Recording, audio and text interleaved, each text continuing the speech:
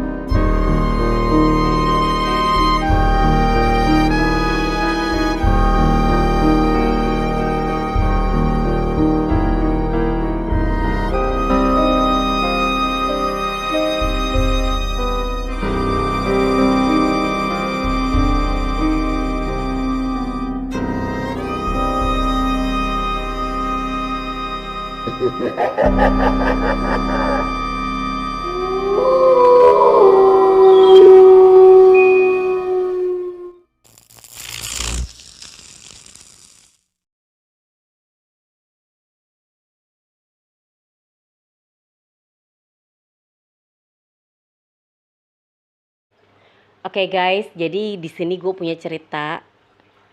Waktu gue ngekos di daerah Jakarta Selatan. Jadi itu kosan gue yang ke beberapa kali lah, yang kesekian kali gue ngekos di sana. Dan pada saat gue ngekos di sana, itu bermula nggak ada kejadian apa-apa guys, karena posisinya saat itu kondisi lagi rame banget, banyak yang keluar masuk kosan. Dan tibalah nih setelah banyak yang pindah, entah kenapa banyak yang pindah, gue stay di situ. Gue ngekos di situ dengan teman gue, tapi kita beda kamar. Teman gue di samping gue dan gue tepat di tengah-tengah gitu ya. Pintu kedua kalau nggak salah dari depan, dari bagian depannya. Posisi kosan gue itu kalau dari area pas masuk itu dia masuk kayak agak gang kecil gitu, cuma muat satu motor.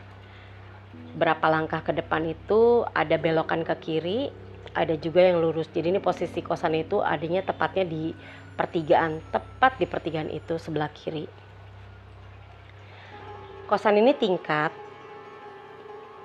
terus masuknya itu ya dari belakang. Jadi pas kalau yang tadi gue bilang ada belokan ke kiri beberapa langkah dari depan itu, nah itu masuknya dari situ guys.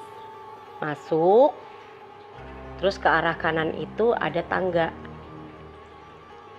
Nah tangganya ini begitu nyampe ke lantai 2 itu ada toren di sebelah kanan.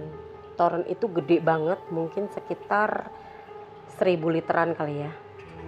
Kalau dia posisinya taruh di lantai kan artinya gede banget ya, bisa dibayangin gitu ya gedenya kayak apa. Dari situ langsung belok kiri, itu kamar gue yang pertama.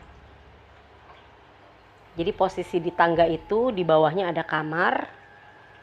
Nah posisinya gue itu di kamar kedua lantai bawah, tapi gue di atasnya gitu. Waktu gue pulang malam, ceritanya gue ini kerja, terus pulang agak malam lah nih, kemalaman ya. Udah kemalaman, gue pulang, gue nggak sengaja guys.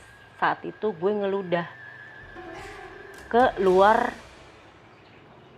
pagar balkon di depan kamar gue. Gue ngeludah karena posisinya udah tengah malam banget kan ya. Gue juga udah capek, buka pintu tuh kayaknya udah kelayangan banget kepala karena udah kecapean. Gue ngeludah tuh ke bawah guys. Gue nggak mikir kalau kita ngeludah sembarangan, mau pagi, mau siang, mau malam, namanya ngeludah sembarangan. Nggak tahu kan ya, kalau entah itu makhluk-makhluk tak kasat mata kena atau apa, kita nggak ngerti gitu. Gue masa bodoh aja karena saat itu gue udah capek banget, udah bodoh amat sama apapun. Intinya gue bisa masuk kamar. Dan biasanya kebiasaan gue itu sebelum masuk kamar kosan gue itu gue selalu beberes dulu tuh depannya sebelum gue masuk. gue beberes sepatu-sepatu gue yang gue jajarin di situ atau sendal-sendal gue.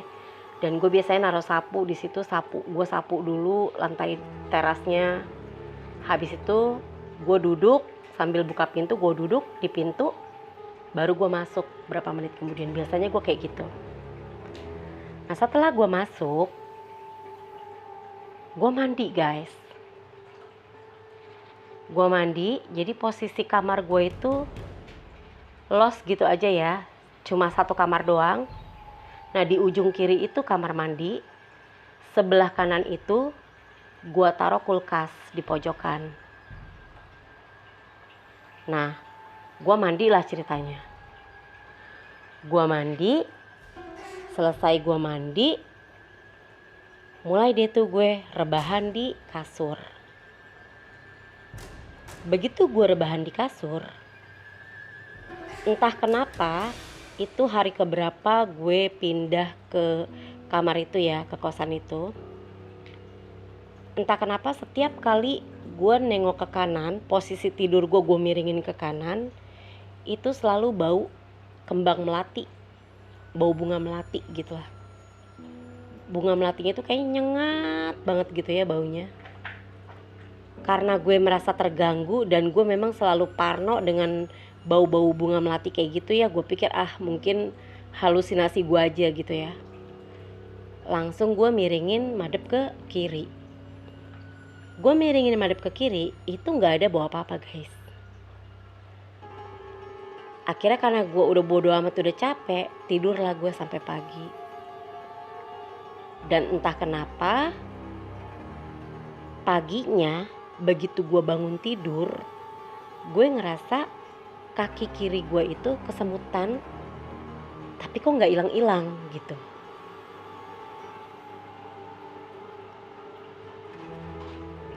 Gue pijit-pijit kaki gue, tetap nggak hilang-hilang juga. Yang biasanya kalau orang kesemutan itu kan paling cuma berapa menit, kalau udah rileks kakinya, udah nggak kecapean atau udah nggak tegang lagi, biasanya dia sembuh lagi ya guys gitu. Tapi ini enggak. Dan ini begitu lagi ternyata. Setelah malam datang lagi, gue tidur lagi. Seperti biasa gue beberes depan dulu, gue duduk dulu di pintu, gue masuk ke dalam, gue mandi, gue bebersih badan, gue rapi-rapi kamar. Seperti biasa sebelum tidur ritual gue adalah seperti itu, beberes. Dan kamar gue itu sejujurnya gue tuh orangnya gak suka kotor sebenarnya. Dan gak pernah gak mau rapih. Pokoknya gue orangnya sok perfect lah. Kalau ngekos itu kamar gue harus kinclong, harus wangi. Nah gue tidur lagi di hari kedua nih. Hari kedua kejadian ya maksudnya. Hari kedua kejadian, setelah sebelumnya gue kesemutan, apa segala macam, gue nyium bau melati. Ternyata di hari kedua kejadian ini juga kejadian yang sama. Dan rasa kesemutan itu sejujurnya itu dari malam pertama kejadian sampai dengan gue mau tidur lagi keesokan harinya itu belum hilang-hilang. Kayaknya rasanya tuh kebas banget seluruh betis gue ya, tapi cuma di seluruh betis gue doang. Gue mikir gitu ya, kayaknya gue nggak pakai sepatu hak, gue nggak pakai sepatu yang nyakitin kaki gue sendiri gitu. Gue selalu pakai sepatu yang nyaman di kaki gue, kalau bisa agak longgar dikit supaya gue apa-apa leluasa gitu. Jadi kayaknya impossible banget kalau gue ngerasa kesakitan gitu di kaki gue, atau bikin kaki gue tegang, atau gue jalan jauh, enggak. Karena kerjaan gue itu enggak butuh jalan jauh, kerjaan gue itu duduk di depan komputer gitu. Nah setelah kejadian itu gue mencium lagi. Pada saat gue tidur, gue miringin ke kanan lagi badan gue. Karena kan kalau kita tidur itu biasanya kita nggak satu posisi aja ya. Kadang kita pengen ke kiri, pengen lurus. Kalau lagi pengen miring ke kanan ya miring ke kanan gitu. Gue miring ke kanan lagi.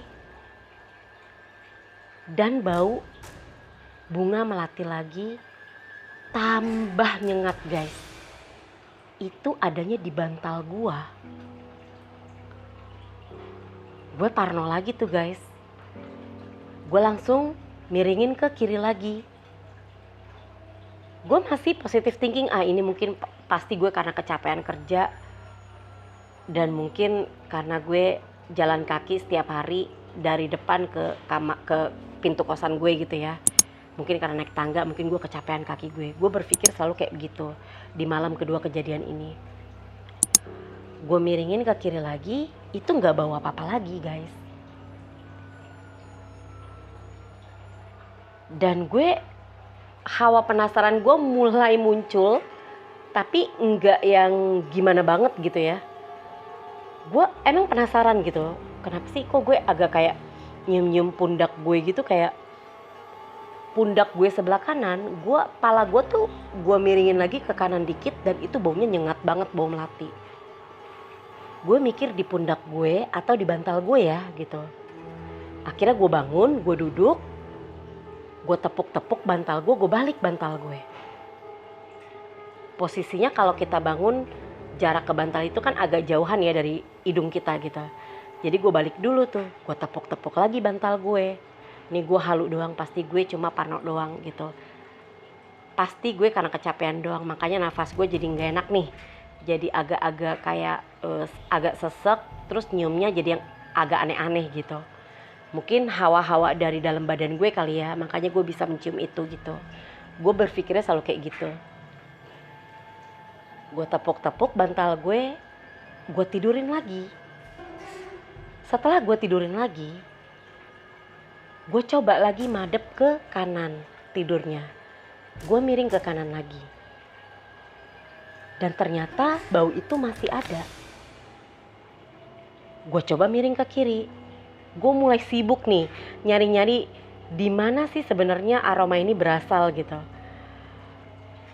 Gue miringin ke kiri, itu nggak ada lagi guys. Gue coba lagi deh sekali lagi nih ya. Gue pikir kayaknya gue coba lagi deh sekali lagi ke kanan gitu. Dan itu baunya ada lagi. Gue bangun tuh guys akhirnya.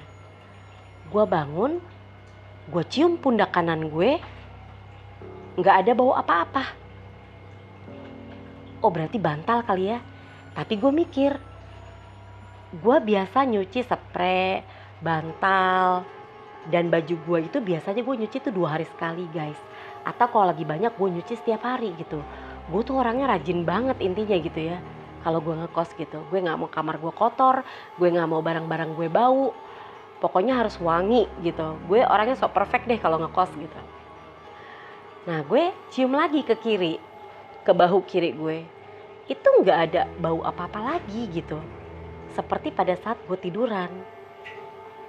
Timbul rasa penasaran gue nih. Gue masih posisi duduk, gue tundukin kepala gue ngarah ke bantal. Gue cium bantal gue di tengah-tengah.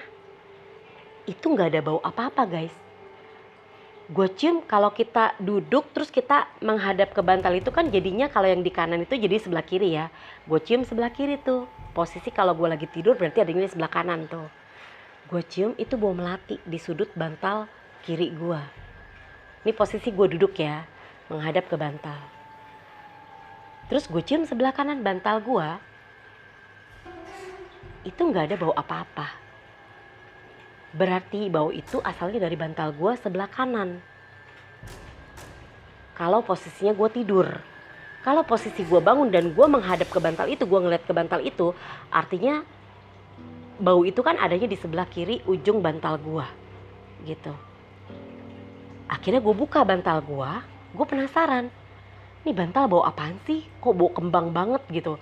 Kembangnya itu bau kembang melati tapi kayaknya masih seger banget. Tapi nyengat banget baunya. Gue buka bantal gue sarungnya tuh.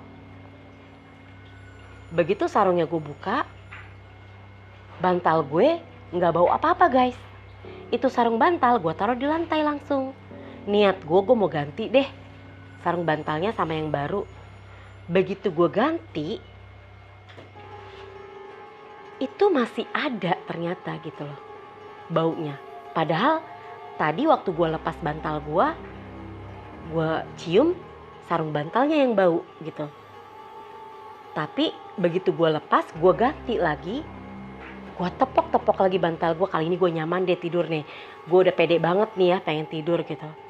Gue taruh lagi bantal gue di posisinya, gue tidur lagi.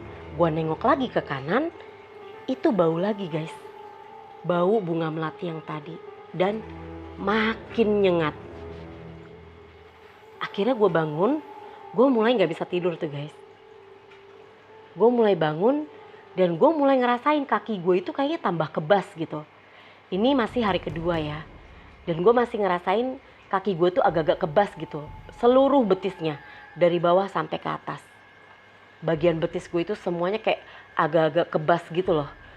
Kalau kita kesemutan kan kayak kebas gitu ya, kayak agak-agak kalau kita pegang tuh agak-agak nggak berasa tapi deng gitu loh. Itu masih guys, gue tuh masih kesemutan.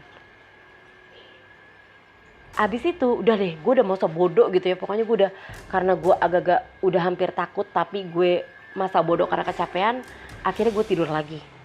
Gue tidur, gue diemin aja, nanti juga paling hilang kali nanti gitu. Karena gue udah capek banget, jadi gue udah bodo amat gitu. Akhirnya gue tidur lagi. Bangun tidurnya, kaki kiri gue yang kesemutan itu makin kebas. Dan tahu nggak, ini tuh berlanjut sampai sekitar 9 hari.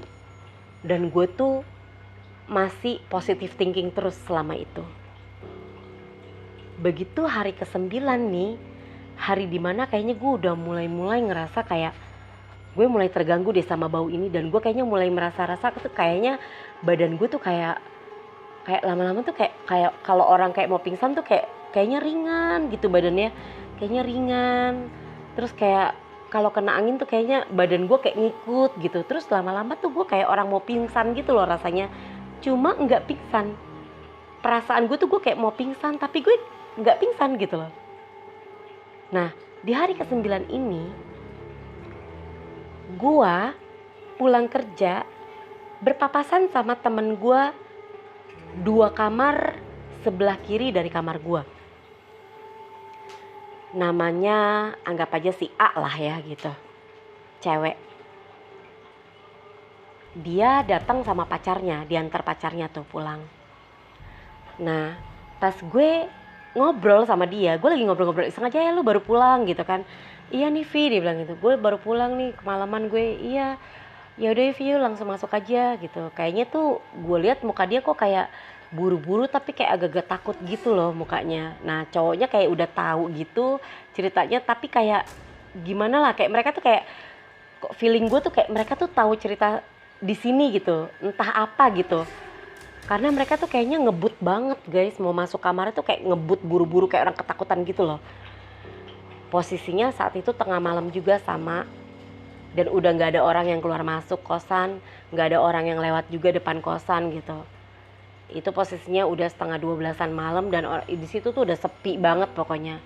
Mereka tuh kayak ngebut gitu, kayak tahu cerita sesuatu di kosan itu. Apa gue nggak ngerti lah ya gitu. Terus mereka tuh kayak buru-buru buka kunci, ngelihat kiri kanan kayak panik gitu lah, panik mau masuk kamarnya. Gue langsung megang tangan si A ini, gue bilang gini, lu kenapa sih gitu kan. Enggak Vi, nggak apa-apa, aku pengen masuk buru-buru aja ya, kayak gue udah capek banget nih, sorry ya Vi, udah malam. Iya nggak apa-apa, tapi gue pengen cerita. Lu cerita apa? Kalau gitu di kamar gue aja yuk gitu, kata teman gue. Yaudah akhirnya gue masuklah ke kamar dia. Gue tungguin beres-beres bentar ya Vi, dia bilang gue mau beres-beres dulu deh, ntar selesai ini baru kita ngomong aja, tapi kita nggak usah keluar kamar ya.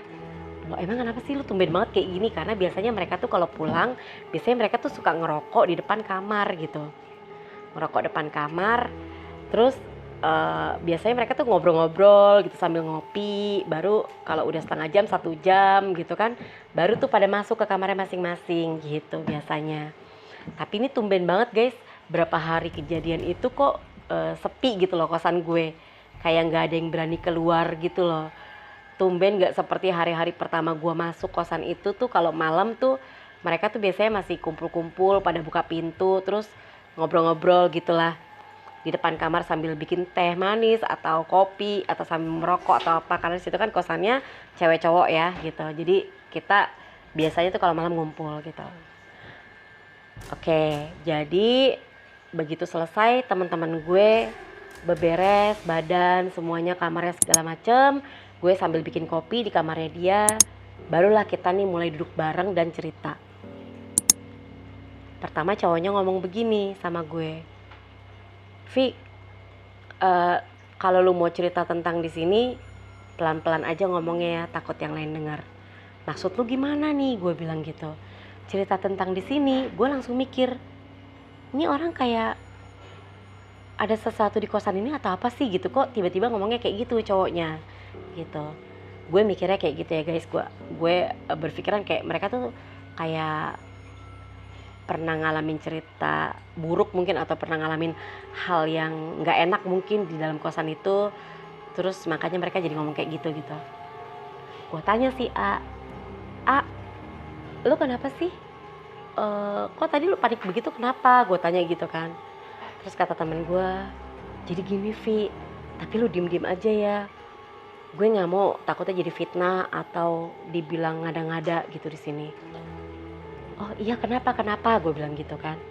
Terus kata teman gue, jadi gue ngerasa di toren deket tangga kita naik itu, di ujung kanan kosan kita, samping kamar lu tuh kayaknya sering ada cewek yang duduk di situ, dia bilang gitu. Hah? Maksud lu apa nih? Gue bilang gitu kan. Gue kaget banget dong, karena setiap kali gue naik tangga dan mau masuk ke kamar gue tuh selalu ngerasa kayak ada orang ngintip-ngintip merhatiin gue gitu dari balik toren itu gitu. Entah orang lagi iseng teleponan, karena biasanya kan anak-anak situ kalau misalkan telepon kadang-kadang kemana-mana ya, telepon lah ke ujung tangga lah, apa duduk di tangga sambil teleponan sama pacarnya mungkin atau sama siapa gitu. Kadang-kadang mereka kayak gitu. Gue bilang sama si A, bukan kali, itu mungkin siapa kali, mungkin lagi teleponan, mungkin lagi pacaran di telepon, gue bilang gitu. Mungkin karena malu ada yang lihat jadi nggak mau gitu kelihatan sama orang lain. Enggak, kata si A gitu. Gue tuh ngelihat jelas banget Vi, hari pertama gue ngelihat dia tuh lagi duduk diem aja gitu, tapi ngebungkuk gitu badannya. Terus hari kedua gue ngelihat dia lagi berdiri di samping toren, persis di samping toren. Terus begitu gue buru-buru naik ke atas, tau-tau udah gak ada, padahal dari bawah gue ngeliat udah ada gitu. Terus hari ketiga dia tuh kayak ngintip-ngintipin gue gitu loh kalau gue pulang kerja, kata si A gitu. Nah hari keempat ini, kalau gue lagi entah ya, mungkin saat itu gue lagi kecapean atau apa, begitu gue naik ke tangga dan udah nyampe di lantai 2 ini, dia bilang, pas gue mau belok kiri mau menuju kamar gue, badan gue tuh dicolek, dia bilang gitu. Hah? Serius lo? Gue bilang. Terus gimana? Gue bilang gitu. Iya, makanya gue cerita sama pacar gue, dan gue mulai hari kejadian beberapa hari itu berturut-turut, gue mulai minta anterin cowok gue buat nganterin gue pulang ke kosan, katanya gitu. Hah?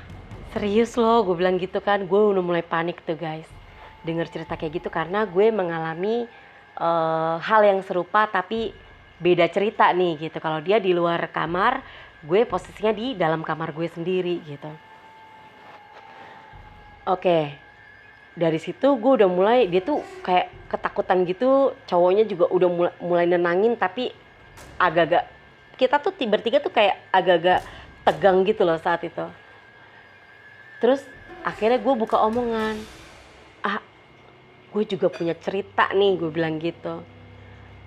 Kenapa Vi? Lu kenapa? Lu ngeliat juga? Dia bilang gitu kan. Lu ngerasain juga? Lu dicolek juga ya? Atau lu diganggu di tangga? Dia bilang gitu. Gue bilang enggak. Kalau gue tuh posisinya di dalam kamar gue bilang gitu. Gue ceritain bla bla bla bla seperti awal tadi gue cerita guys. Hah, serius lo? Dia bilang. Berarti dia tuh bolak-balik kali ke kamar lo, Vi. Wah, gue nggak tahu deh, gue bilang gitu. Masalahnya nih sampai saat ini, sampai detik ini, kaki gue tuh masih kebas. Gue bilang gitu sama teman gue.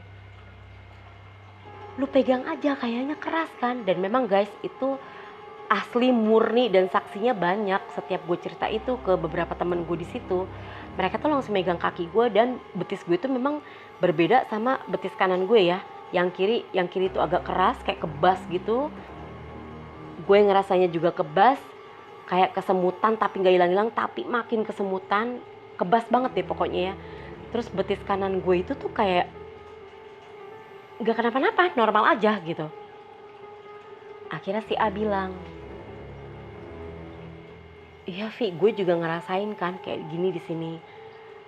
Nah guys, jadi di sini itu temen gue tuh kayak mereka tuh berdua sama cowoknya itu kayak percaya hal-hal kayak gitu, dan percaya kalau manggil orang pinter itu orang yang bisa lah ya, istilah kasarnya tuh orang yang bisa tahu ngerti soal gitu-gituan tuh bakalan bisa ngebantu dia gitu. Akhirnya pas kita lagi cerita-cerita kayak gitu, tiba-tiba ada yang ketok-ketok pintu. Assalamualaikum gitu. Terus gue kaget, tapi gue lihat temen gue kok gak kaget gitu. Bentar ya Vi, bentar, kata dia gitu. Hah? Ntar dulu, gue bilang. Itu siapa? Lu jangan asal buka aja. Kita lagi cerita-cerita kayak gini, jangan-jangan dia datang. Gue tuh saking udah kepanikan guys, badan gue udah gemeter dan gue udah berasa kaku banget, badan gue udah gak tahu harus ngapain lagi gitu. Gue udah keringet dingin banget.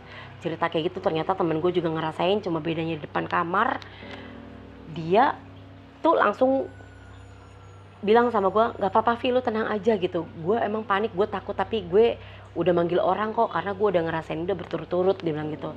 Udah berkali-kali gitu, dan gue nggak mau ngerasain ini lagi karena gue juga kan cuma beda berapa hari masuknya di sini sama lo, dia bilang gitu. Gue nggak mau pindah-pindah lagi karena gue capek, dia bilang. Yaudah oke A, hati-hati lu A.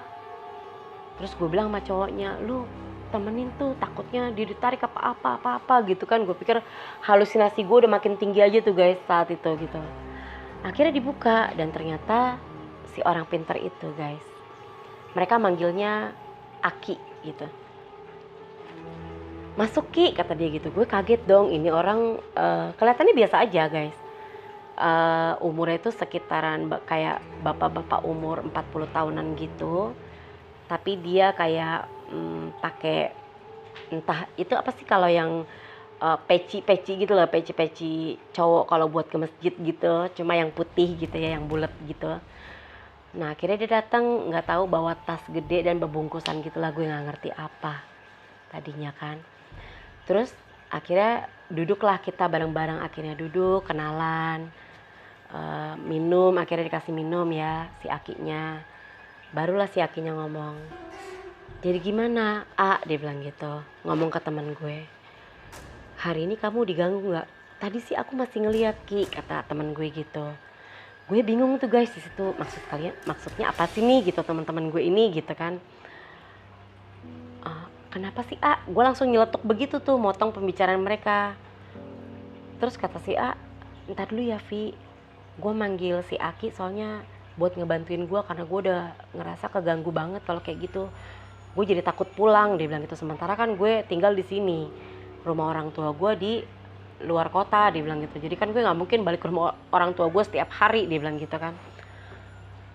Terus lanjutlah si A ini ngomong, oke Ki, jadi sekarang aja deh Ki, saya minta tolong gimana caranya kalau bisa dipindahin, kalau memang nggak bisa dihilangin ya dipindahin aja, atau paling tidak kalau saya pas lagi pulang jangan di situ lah, saya kayak takut banget gitu, atau memang dia udah lama di sini atau gimana gitu. Nah gue mulai nyambung nih guys dengan omongannya si A ini gitu. Terus akhirnya si Aki ngomong, oke kalau gitu Aki mulai aja langsung ya, dia bilang gitu. Takutnya nanti terlalu udah lanjut subuh malah nggak bisa, dia bilang gitu, karena udah azan, dia bilang, karena udah kepagian, dia bilang gitu. Oke Ki, dia bilang gitu. Oke. Lu gimana Vi? Langsung nanya ke gue nih temen gue. Maksudnya gimana? Gue bilang. Lu gimana? Mau dibantu juga apa gimana? Iya gue mau juga dong, gue mau. Oh ini orang yang bisa ya? Iya lu panggil aja Aki, kata teman gue gitu. Oh iya Ki, aku juga minta tolong, aku punya cerita gini-gini. Akhirnya si A lanjutin tuh cerita gue, iya Ki, si Vio ini punya cerita juga ternyata sama-sama saya, diganggu gitu, cuma dia di kamar, dibilang gitu. Di kamar gini bla bla bla bla bla, udah cerita. Oke, kalau kata si Aki, oke deh, kita langsung aja dan kita bantu aja langsung ya. Mudah-mudahan ini bisa pindah atau setidaknya kalian bisa tenang di sini, bisa langsung tidur kalau pulang kerja gitu. Mulailah ceritanya nih si Aki, mulai ngambil barang-barang lah gitu, beberapa kayak kalau kita tuh nyebutnya kayak menyan, terus banyak bunga-bunga dan kembang-kembang gitu yang dia bawa gitu. Terus ada kayak apa ya, bawang apa segala macem gitu. Nah si Aki ini juga kayak bawa dupa, terus sama bawa kayak kain-kain kayak kain shawl gitu, tapi kayak banyak tulisan-tulisan Arabnya gitulah ceritanya. Akhirnya si Aki mulai deh tuh nyalain dupa, taruh lilin di tengah-tengahnya dia, terus mulai buka kayak kendi-kendian gitu loh, tapi kayak kendi-kendian itu tuh kayak kayak jenis mangkok gitu gede, ditaruhlah kembang-kembang apa segala macem lah, pokoknya barang-barangnya dia itu. Mulailah dia bebacaan nih guys. Setelah bebacaan kurang lebih ada kali ya itu sekitar 5-7 menit mungkin ya, sekitaran segitulah durasinya. Kita nih pada tegang guys. Tiba-tiba bau kembang melati itu santer banget dan baunya nyengat banget di sekitaran kita, dan angin itu kenceng banget di sekeliling kita, padahal itu posisinya di dalam kamarnya si A dan gak ada kipas angin karena dia pakai AC dan AC-nya itu posisinya itu mati. Jadi gak mungkin lah guys kalau ada angin tiba-tiba, sementara pintu ditutup, jendela pun ditutup posisinya. Pokoknya intinya gak ada angin lah ya di dalam kamar itu. Kita udah mulai panik dan mulai pegang-pegangan nih. Dia pegangan sama pacarnya, dia juga pegangan sama gua gitu. Gua udah gemeteran, gue udah makin tingkat dewa intinya ya. Kepanikan gue juga udah bener-bener di atas tingkat dewa mungkin itu. Gue udah pucet banget, si A juga udah pucet. Cowoknya juga mulai nenangin gitu, berusaha tenang mungkin ini, tapi gue liat dia agak-agak pucet juga gitu kayaknya mukanya. Mulailah si Aki ini berhenti, langsung dia melek dan berhenti bebacaan gitu. Akhirnya si Aki ngomong, oke, jadi untuk saat ini saya mulai dari A dulu ya, dia bilang gitu. Karena ini saya dipanggil sama A kesini, jadi lebih sopannya A dulu ya, Vio tunggu dulu, dia bilang gitu. Oh iya Ki, gak apa-apa, gue bilang gitu. Akhirnya si Aki ngomong nih guys, jadi yang kamu lihat dan kamu rasain, kamu disentuh, dicolek, atau kamu sering lihat dia ngintip-ngintip, dia berdiri di samping toren itu, dia sering bolak-balik di lantai 2 ini, itu adalah kuntilanak, dia bilang gitu. Itu perempuan yang dulunya katanya pernah ada cerita di gang itu pernah ada kayak pembunuhan gitu, perempuan lagi pulang tengah malam kata dia gitu. Dan entah kenapa mungkin diperkosa atau apa atau segala macam, gak ngerti ceritanya. Nah dia itu dibunuh sama beberapa orang di daerah gang ini, dia bilang gitu. Nah karena ini bangunan lama, dia bilang, tapi baru renovasi jadi kelihatannya baru gitu ya guys. Tapi bangunannya sebenarnya lama gitu. Dulunya itu bentuk kosannya itu tuh kayak rumah tua gitu guys gitu. Cuma karena gue dan A ini kan baru-baru itulah ya masuknya gitu. Baru-baru belakangan inilah ya masuknya saat itu ya. Jadi bentuknya tuh udah agak modern dan udah kekinian gitu. Renovasi abis soalnya gitu ya.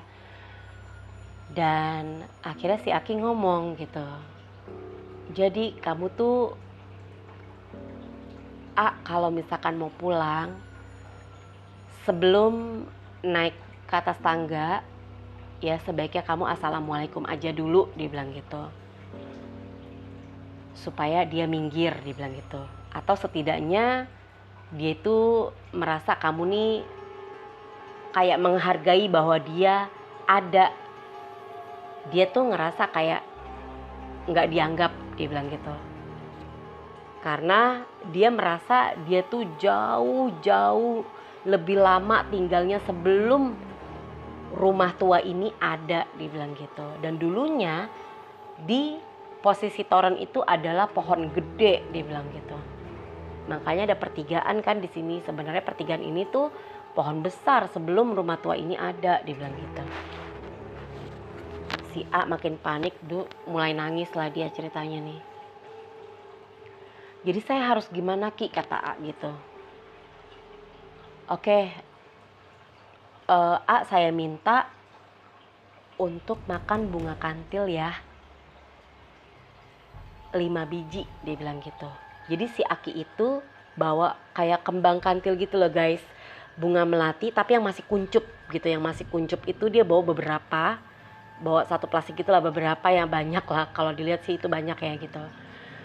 Lalu si A ini disuruh makan bunga kantil itu. Jadi si A ini dibilang katanya setiap pulang kerja tuh katanya kayak nggak sopan, suka bentak-bentak kaki di tangga, dia bilang gitu. Terus kalau nyapu tuh nggak pernah dibuang tempat sampah. Kalau nyapu teras, dia bilang gitu. Jadi kalau nyapu teras tuh ya udah sekenanya aja. Terus yang penting asal kemana arahnya dia nyapu udah. Tapi dia tuh nggak ngumpulin sampahnya dulu atau debu-debunya mungkin ya gitu. Baru dia angkat ke tempat sampah gitu. Dan ternyata si Miss K ini, kita sebut aja dia Miss K ya. Si Miss K ini tuh nggak terima katanya kalau tempatnya itu dikotorin, dia bilang. Terus sambil ketakutan, temen gue ini si A makan bunga kantil ini sambil ketakutan, sambil nangis.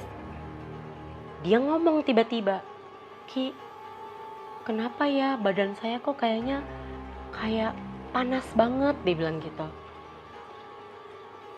Jadi guys, ternyata pada saat si temen gue si A ini makan bunga kantil itu, badannya tiba-tiba panas itu, ternyata dia tuh ada yang berusaha masuk ke badan dia. Tapi gak bisa, kata si Aki. Karena si A ini udah keburu disuruh makan bunga kantil itu.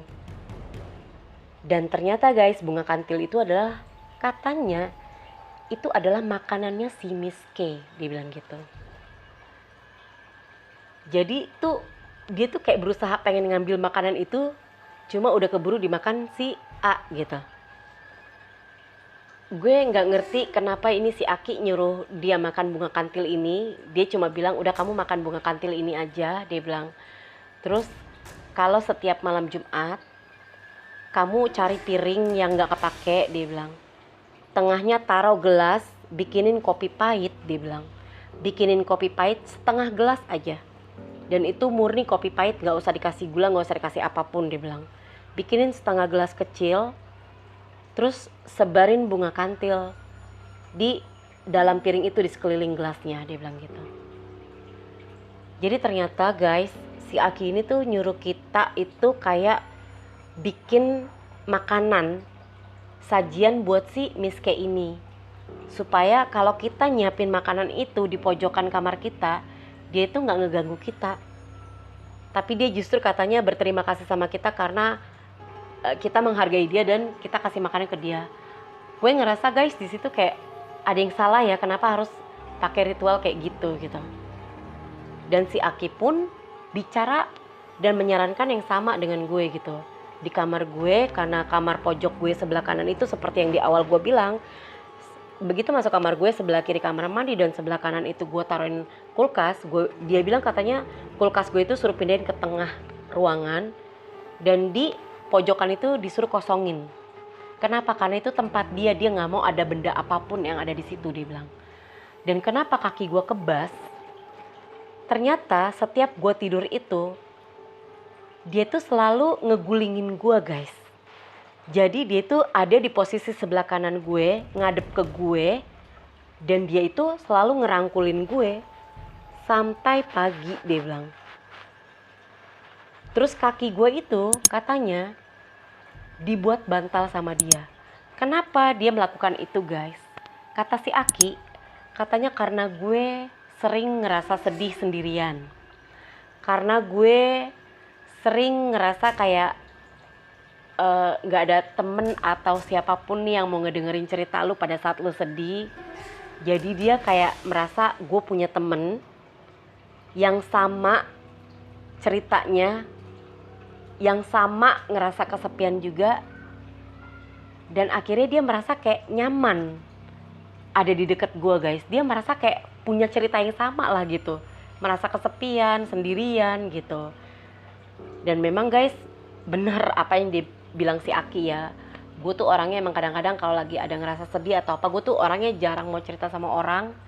Gue pendem sendiri, dan karena gue ngekos sendiri, gue tuh lebih suka kayak nulis-nulis buku diary dulu ya guys, dulu nulis-nulis buku diary, dengerin lagu-lagu sedih. Terus gue kadang-kadang suka kayak, akhirnya gue karena kebayang masalah gue, kebayang kesedihan gue jadi kayak suka nangis sendiri. Dan dia merasa dia tuh punya cerita yang sama gue guys. Makanya dia merasa nyaman sama gue. Udah nyaman, dia tuh betah akhirnya di kamar gue.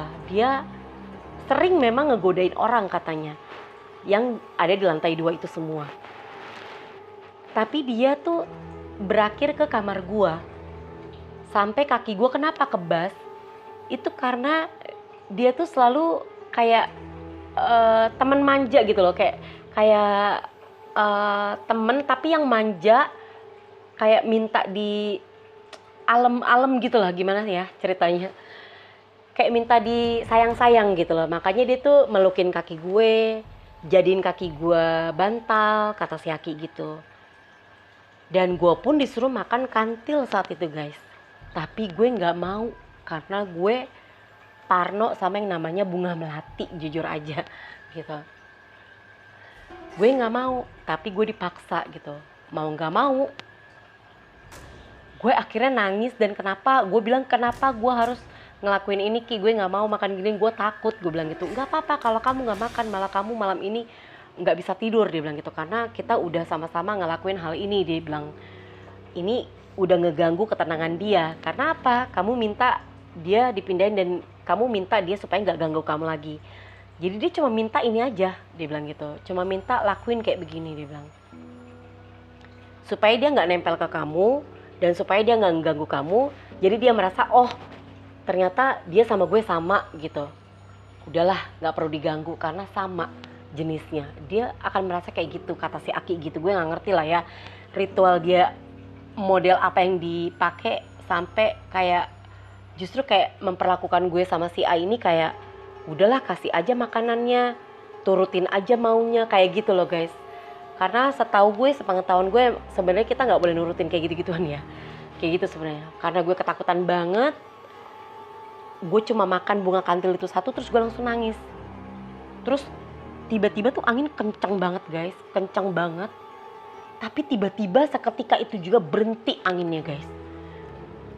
Berhenti anginnya, dan gue tiba-tiba ngerasa betis gue itu kebasnya hilang gitu aja. Tiba-tiba hilang. Gue gak ngerti kenapa. Gue sampai mencet-mencetin kaki gue gitu. Si Aki ketawa kan tiba-tiba. Hahaha, dia bilang gitu. Udah gak apa-apa kan sekarang, katanya. Kakinya udah gak ada masalah kan, dia bilang. Ya udah tenang aja, kata Aki. Mulai besok kalian assalamualaikum aja kalau mau naik tangga, baru masuk kamar. Dan buat A, kalau mau nyapu, kumpulin dulu sampah-sampahnya, langsung masukin kantong plastik, buang ke tempat sampah yang benar. Dan kalau bisa nih lantai dipel atau apa, pokoknya kalian kalau bisa bersih-bersih aja di sini, karena dia paling gak suka kotor. Jadi guys, ternyata ritualnya itu cuma kayak gitu dan itu bisa ngilangin kayak gitu. Cuma yang gue masih gak setuju, ternyata kita tuh tetap harus melaksanakan apa yang si Aki bilang tadi, bahwa kita suruh nyiapin sajen itu gitu loh. Piring, 1 piring kembang melati, terus di tengah-tengahnya itu kita harus kasih kopi pahit setengah gelas kecil, dan suruh taruh di pojokan kamar gue yang sebelah kanan, pojok kanan. Gue suruh mindahin kulkas gue ke bagian tengah deket kasur gue. Karena gue udah panik banget, gue udah gak bisa mikir apa-apa lagi, gue udah ketakutan banget. Akhirnya gue nelfon nyokap gue saat itu juga, gue minta jemput. Gue pamit sama si Aki, sama si temen gue ini, si A dan pacarnya. Gue pulang guys ke rumah nyokap gue. Gue cerita sama nyokap gue semuanya, gue ceritain dari pertama kali gue rasain sesuatu itu sampai terakhir, dan sampai akhirnya gue ke tempat temen gue. Dan kebetulan temen gue ternyata manggil orang pintar. Gue ceritain juga semua sama nyokap gue, dan akhirnya kata nyokap gue masih mau tetap ngekos atau mau pindah ke rumah yang lebih nyaman, kata nyokap gue. Dan akhirnya guys, gue gak berani datang ke kosan gue lagi. Sejak malam itu, ritual itu, besoknya gue izin kerja untuk gak masuk. Gue bilang sama nyokap gue minta tolong siapa gitu ya, orang suruhan nyokap gue yang biasanya dia suruh buat ngangkat-ngangkat barang di sekitaran rumah gue, tukang-tukang gitu, buat bantuin gue pindahan kos guys. Jadi gue harus pindah saat itu juga ke rumah nyokap gue. Gue pulang intinya gitu. Akhirnya gue nurutin omongan nyokap gue daripada terus-terusan kayak gitu, kata nyokap gue. Karena gue orangnya parnoan, ketakutan banget, dan ini real banget ya, kita benar-benar diganggu banget. Akhirnya gue setuju apa kata nyokap gue pulang ke rumah.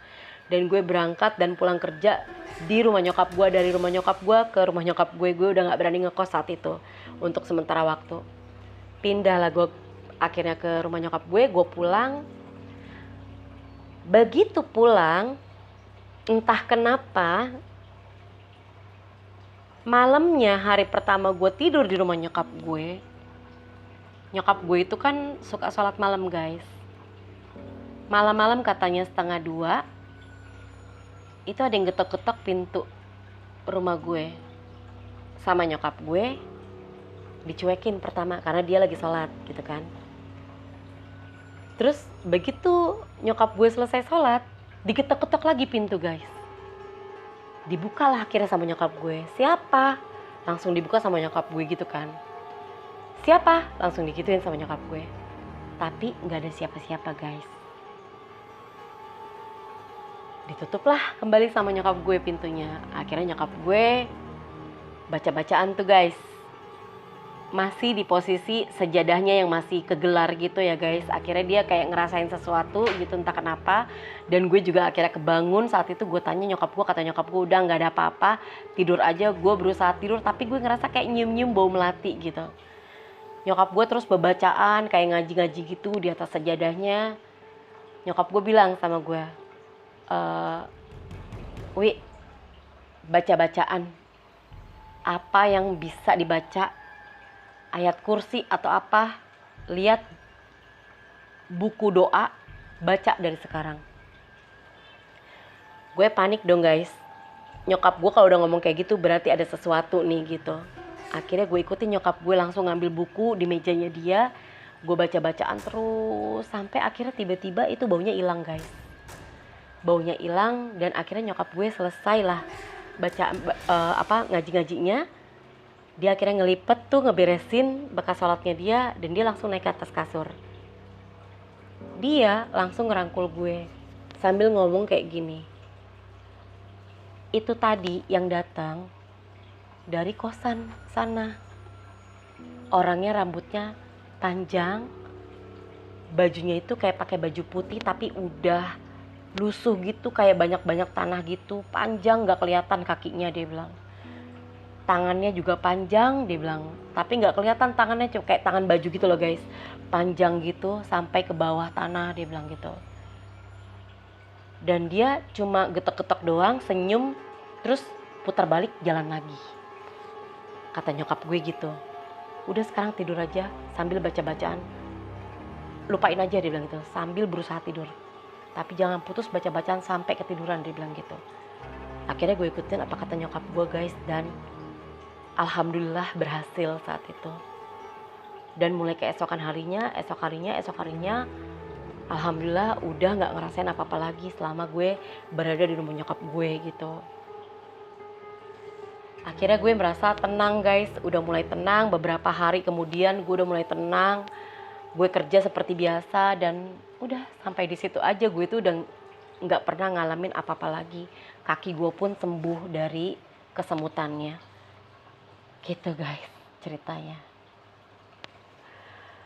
Oke. Jadi segitu guys ceritanya dari gue.